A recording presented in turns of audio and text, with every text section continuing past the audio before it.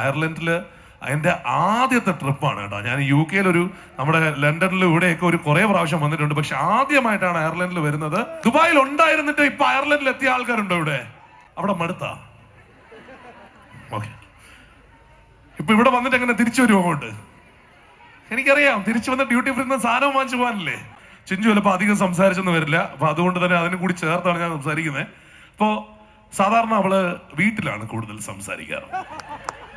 അപ്പോ വെളിയിലൊക്കെ ഞാനും വലിയ ഡിസ്റ്റൻസ് ഒക്കെ നമുക്ക് എടുക്കാമല്ലോ. അതുകൊണ്ട് അല്ലേ അറിയാന്ന് പറഞ്ഞ ആരാണ്? ജീവിതാനുഭവം ഉറപ്പല്ലേ?